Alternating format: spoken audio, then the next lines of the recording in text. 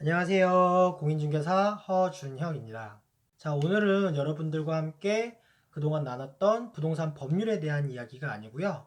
조금 색다른 이야기를 한번 해보려고 합니다.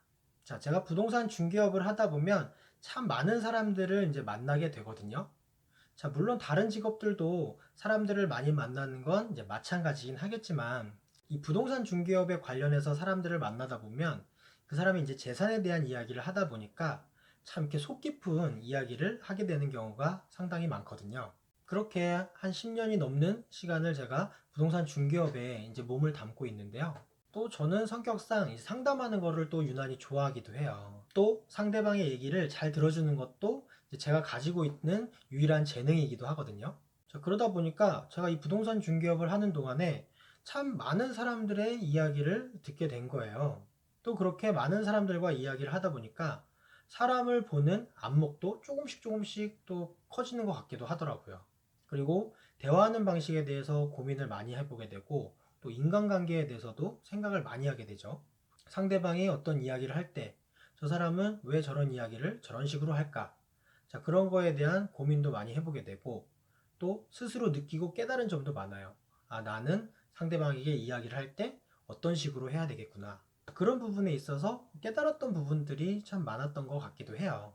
자, 그래서 제가 그동안 공인중개사로서 일을 해오면서 이 부동산 중개업을 하면서 많은 사람들과 이야기를 나눠본 그 경험을 토대로 해서 내가 스스로 인간관계에 대해서 느끼고 깨달은 점이 있었던 것들 있잖아요. 자, 그런 것들을 여러분들과 함께 나누어 보면 제 이야기를 듣고 미약하게나마 도움을 받거나 아니면 위로가 되는 그런 사람들이 분명히 있을 것 같다라는 생각이 들었어요. 자, 그래서 앞으로는 꼭 이 부동산 법률에 대한 이야기 말고도 제가 공인중개사 일을 하면서 겪었던 일들, 그리고 느꼈던 일들, 그러면서 깨달았던 일들, 자, 그런 거에 대한 이야기를 한번 여러분들과 나누어 보고자 합니다. 오늘 그 첫 번째 이야기로는 그 주제를 이제 기대라는 걸 한번 정해봤어요. 뭐냐면 우리가 어떤 일을 할 때 이제 그 일에 대한 그 결과에 대한 기대라는 걸 이제 하게 되잖아요. 거기서 나오는 그 기대에 대한 이야기를 한번 해보려고 합니다. 누구나 아마 마찬가지일 거예요. 인간관계도 마찬가지고 어떤 일을 할 때도 마찬가지죠. 인간관계를 맺고 살다 보면 어떤 호감이 가는 사람이 생기게 되겠죠. 그러면 그 사람에게 자연스럽게 마음이 가게 되고 또 마음이 가게 되면 자연스럽게 그 사람에 대한 믿음이 생기기 마련이죠. 친구 관계나 선후배 관계나 혹은 또 연인 관계나 모두가 다 마찬가지일 거라고 생각을 합니다. 그리고 이 믿음이 커지게 되면 결국에는 그 사람에 대한 기대라는 거를 하게 될 거예요. 특히 공인중개사로서 이제 중개업을 하다 보면 이 계약이라는 거에 대한 기대가 커지게 돼 있어요. 또 계약을 하게 되면 우리가 뭘 받죠? 중개수수료를 받잖아요. 이 중개수수료에 대한 기대가 또 커지게 돼 있거든요.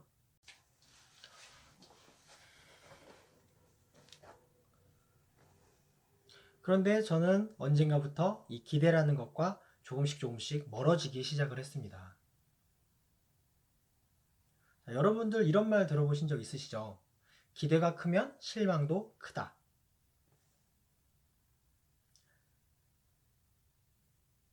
저 같은 경우는 지난 10년간 이 공인중개사 일을 하다 보니까 자연스럽게 이 기대라는 것과 점점 멀어지게 된 거예요.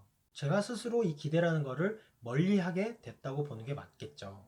그래서 오늘 영상 같은 경우는 이제 앞으로 공인중개사로서 공인중개업을 하려고 준비하고 계시는 분들이라면 자, 이 영상 오늘 꼭 전해드리고 싶네요. 자, 왜냐면 이 중개업을 하다 보면 우리가 항상 이제 어떤 기대를 하게 되냐면 내 앞에 있는 이 손님이 꼭 당장이라도 계약을 할 것처럼 느껴질 때가 있어요.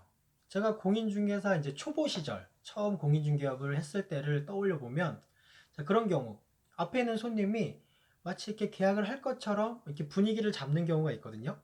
자, 이럴 때 저도 모르게 속으로 아, 드디어 계약을 하는구나. 자, 이렇게 혼자서 설레발을 쳤던 자, 그런 기억들이 지금 새록새록 나는데요. 자, 그러면서 이제 혼자 막 상상을 하는 거예요. 이 계약을 하게 되면 우리는 이제 자연스럽게 중개수수료를 받게 되잖아요. 자, 그럼 그 중개수수료에 대한 기대를 점점점 하게 되는 거죠. 그러면서 계약도 하기 전에 이미 아, 중개수수료가 얼마가 들어오겠지 하는 기대를 자기 혼자서 하게 되는 거예요. 그러면서 중개수수료를 받으면 아, 요번에 여행이나 한번 갔다 올까?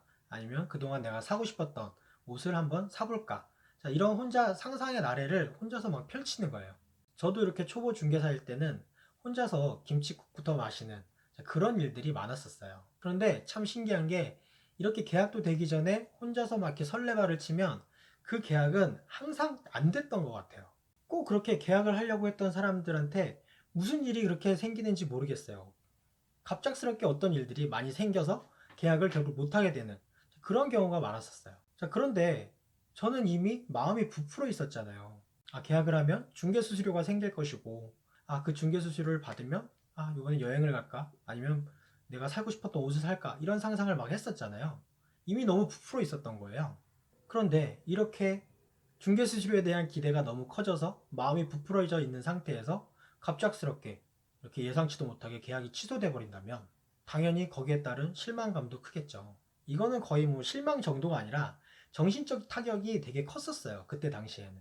그때 당시 사건 하나를 떠올리자면 제가 처음 공인중개사 사무실을 열고 제가 이제 단독으로 사업을 시작을 했을 때 그때 당시 이제 고깃집 창업을 준비하고 계시던 부부 손님이 한 팀이 있었어요. 자, 그 부부 손님은 또 특히나 이 투자 자금 자체를 좀 넉넉히 준비를 해갖고 나오신 분들이었어요.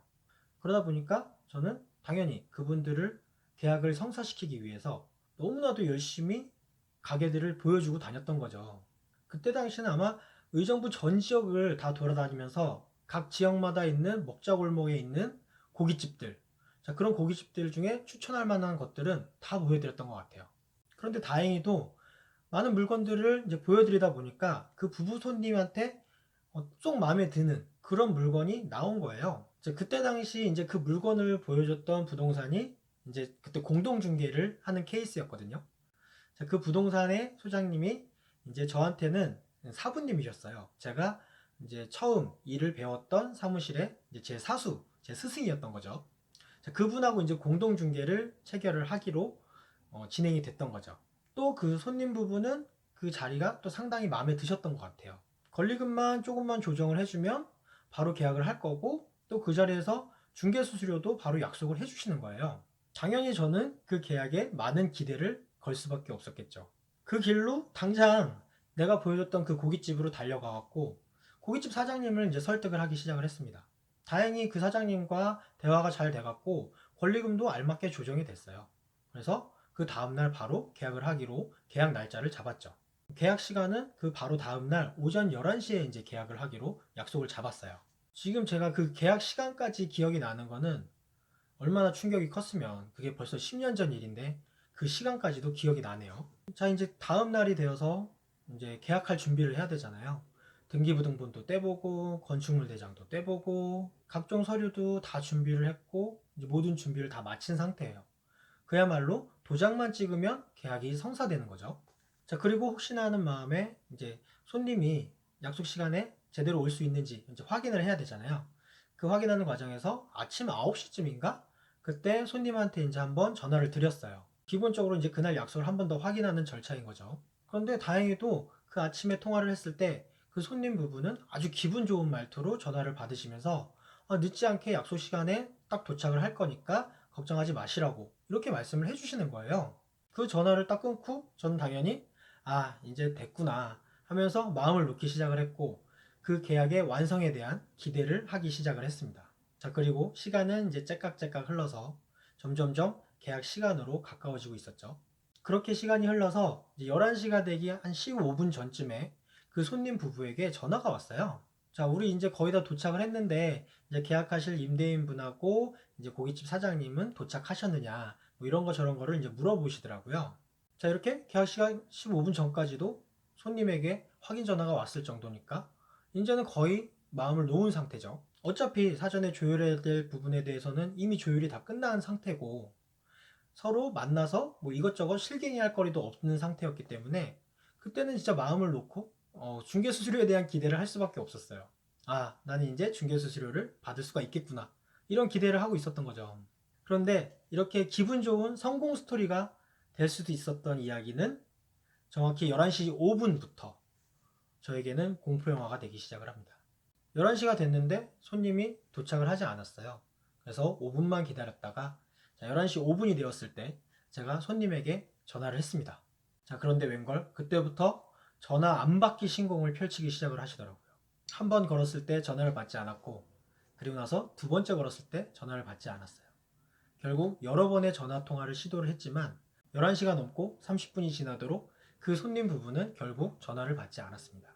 임대인과 고깃집 사장님은 계약을 체결하려고 11시 정각에 시간을 맞춰서 오셨지만 30분 동안 시간만 낭비하고, 근데 그 30분 동안 그 임대인 사장님과 그 고깃집 사장님이 저만 바라보고 계시는데 그 30분이 저에게는 진짜 굉장히 지옥 같았어요. 손님은 전화도 안 받고 지금 여기 와 계신 사장님들에게는 또 죄송하고 너무 혼란스러워서 어떻게 해야 될지를 모르겠더라고요.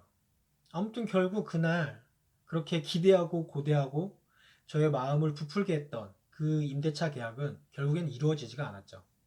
그런데 제가 그 계약을 너무 기대를 많이 했잖아요. 왜냐면 중개수수료도 작은 건이 아니었거든요. 그러다 보니까 그 계약에 너무 기대를 많이 했던 것 같아요. 딱 사람들이 그 사무실을 떠나고 나니까 엄청난 실망감이 저한테 밀려오면서 정신적인 충격이 되게 크더라고요. 중개수수료 매출을 올릴 수 있었는데 그러지 못했던 점. 거기에서 오는 실망감과 정신적 타격도 컸지만 그것보다도 사람에 대한 믿음이 무너져 버리는 그런 순간이었어요. 왜냐면 그 손님 부부가 제가 가게를 보여드리러 이렇게 모시고 다니는 동안 저에게 너무 잘해주셨거든요. 그 가게에 대한 호감도 굉장히 크셨었고, 꼭 그 가게를 해야 되는 당위성에 대해서도 저에게 너무 많은 설명을 해주셨었고, 그렇기 때문에 그분들은 당연히 그 계약을 할 거라고 생각을 했었어요. 또 만약에 계약을 하지 않더라도 이분들은 전화를 안 받을 거라고는 상상을 못 했던 것 같아요. 만약에 계약을 못 하게 되면 이만저만해서 그 계약을 못 하겠습니다 라고 이야기만 해 주었더라도 제가 그 30분 동안은 그렇게 힘들지는 않았을 거예요. 그리고 사람에 대해서 이렇게 크게 실망도 하지 않았겠죠. 그런데 그 뒤로도 똑같은 일들을 여러 번 겪게 됐어요. 그걸로 끝이 아니었던 거예요. 저는 또 계약을 할 시점이 되면 그 계약에 대한 기대를 하게 되고 또 사람에 대한 기대를 하게 되고, 하지만 결국에 계약은 또 이루어지지 않고 그렇게 기대와 실망을 반복을 하게 되더라고요. 자, 그렇게 몇 차례 그런 비슷한 일을 겪게 되니까 그때부터는 이제 제 마인드가 점점 바뀌기 시작을 하더라고요. 그러면서 이 부동산 중개업에 대한 저만의 불문율이 생기기 시작을 한 거예요. 누군가가 이제 계약을 하려고 할 때가 있잖아요. 그리고 만약에 계약서를 작성을 하더라도 그거에 대해서 기대하지 않는 습관을 갖게 됐어요. 그 계약이 완성되는 거에 대한 기대를 하지 않는 거예요. 왜냐하면 기대가 크면 실망도 크니까. 그래서 저 스스로 기대하지 않으려고 노력을 많이 했어요. 그리고 중개수수료에 대한 부분은 아예 머릿속에 생각도 하지 않았습니다. 기대를 하지 않으면 그만큼 실망감도 없을 거라고 생각을 했어요. 그리고 이 부동산 중개업이라는 게 제가 해보니까 계약서를 쓰더라도, 계약서에 도장을 찍더라도 또 잔금 치르기까지 수많은 변수들이 나타날 수가 있거든요. 그런 변수들에 의해서 계약이 취소될 가능성도 항상 존재하고 있기 때문에 한시도 마음을 놓을 수가 없는 거예요, 사실. 그래서 저는 계약에 임할 때 항상 계약이 완전히 끝날 때까지는 절대로 끝난 것이 아니다 라는 생각을 스스로 계속 주입을 시켰던 것 같아요. 그렇게 스스로 이 계약에 대한 기대를 하지 않았더니 설사 내가 예상했던 결과가 나오지 않더라도, 계약이 진짜 어떤 변수에 의해서 취소가 되더라도 거기에 대한 실망을 하지 않게 되는 거예요. 실망을 하지 않으니까 정신적인 충격도 없고, 계약이 될 뻔하다가 안 되더라도 금세 훌훌 털어버리고 바로 다른 업무를 시작을 할 수가 있게 되는 것 같더라고요. 그러면서 저는 이제 어떤 일이든 할 때 기대라는 것을 멀리 하려고 노력을 하는 편이에요. 사람과의 관계에서도 마찬가지고, 또 연인과의 관계, 또 친구와의 관계에 있어서 그 사람을 믿지만 그 사람에 대해서 크게 기대는 하지 않는 거죠. 또 이런 경우도 있어요. 내가 지나친 기대를 하게 되면 그게 오히려 상대방에게 어떤 부담으로 작용할 수도 있다고 생각을 해요. 자, 우리가 수험생 때 수능 준비를 할 때를 생각을 해보면 왜 이제 부모님들이 너무 큰 기대를 갖게 되면 그게 나에게 오히려 스트레스로 작용을 하는 그런 경험을 했던 적들이 있잖아요. 그리고 부담감으로 작용을 하기도 하고, 그리고 또 우리가 이제 올림픽을 한번 떠올려 보면 왜 우리나라의 효자 종목들 있잖아요. 자, 그런 효자 종목들이 출전할 때마다 매스컴에서 금메달 기대, 금메달 기대 이러면서 부담감을 막 주잖아요. 그러면 그게 선수들한테도 엄청난 부담감이 되기도 하고, 그러면서 때로는 안 좋은 결과가 나오기도 하고, 거기에 대한 또 실망감이 커지는 경험도 우리가 많이 해봤잖아요. 그런 것과 같은 맥락인 것 같아요. 그러다 보니까 저는 자연스럽게 저를 위해서도 무언가에 대한 기대를 하지 않게 되는 것 같고, 또 상대방을 위해서도 내가 지나친 기대감을 표현하는 것은 또 그 사람에게 어떤 부담감을 주는 일이다. 그런 생각이 들더라고요. 자, 그렇게 제가 그 기대라는 것을 버리기 시작을 했더니 저한테 많은 변화가 생기기도 했어요. 일단은 마음 자체가 굉장히 단단해지고요. 그리고 부동산 중개업을 할 때 이 계약이라는 것과 이 중개 수수료라는 것, 자, 이것 앞에서 내가 좀 더 의연해질 수 있고 태연해질 수 있고, 또 그렇게 되다 보니까 이 계약 건건 그 상황 자체를 냉정하게 바라볼 수 있는 그런 통찰력도 생기게 되더라고요. 이제는 그 계약에 매달리지도 않게 되는 거예요. 또 계약에 매달리지 않게 되다 보니까 상대방과의 협상에 있어서 내가 조금 더 의연하게 유리한 위치에서 협상을 할 수 있게 되더라고요. 그러면서 보다 더 정확한 중개를 할 수가 있게 되었던 것 같아요. 자, 왜냐면 이 계약이라는 것과 이 중개 수수료, 자, 여기에 매달리게 되다 보면 계약을 하고 싶은 욕심이 앞서다 보면 결국에는 꼭 따져봐야 되는 그런 부분들을 사소하게 여기고 그냥 지나쳐 버리게 되는 그런 경우가 생기게 돼요. 그러면 그 부분이 결국에는 중개 사고로 이어지는 그런 케이스가 발생하기도 하는 거예요. 그래서 제가 이 내용을 이제 중개업을 시작하려고 하시는 이제 공인중개사 분들께 말씀을 드리려고 하는 이유는 뭐냐면, 우리 예비 공인중개사 이제 소장님이 되실 분들 항상 꼭 기억을 해주셨으면 좋겠어요. 일단 기본적으로 기대가 크면 실망이 큰 법이에요. 이 계약이라는 것과 이 중개 수수료라는 거에 너무 큰 기대를 하고 중개를 시작을 하게 되면 그 계약이 만약에 취소되게 되면 거기서 오는 실망감, 허탈감, 자, 그런 것들을 이겨내지 못하면 결국에는 중개업을 포기하게 되는, 자, 그런 분들도 제가 많이 봤거든요. 그렇기 때문에 이제 중개업을 시작하시는 우리 예비 소장님들께서는 이 계약이라는 것을 대할 때 이제 계약에 대한 믿음을 가지는 것은 좋지만 그 계약에 대한 기대감을 너무 크게 가지지는 않으셨으면 좋겠어요. 그리고 이 계약과 이 중개수수료 앞에서 좀 더 의연하고 태연하게 중개수수료 유혹에 흔들리지 않고 보다 더 정확한 중개를 할 수 있는 우리 공인중개사님들이 되셨으면 좋겠습니다. 자, 오늘은 제가 공인중개사를 하면서 느꼈던 점들, 깨달았던 점들, 자, 그런 내용을 여러분들과 나눠보는 이제 첫 번째 시간을 가져봤는데요. 오늘 이야기해드린 부분들이 사실은 제가 느끼고 경험했던 부분들을 이야기를 하는 것이기 때문에 이것이 정답이다 이런 건 아닌 것 같아요.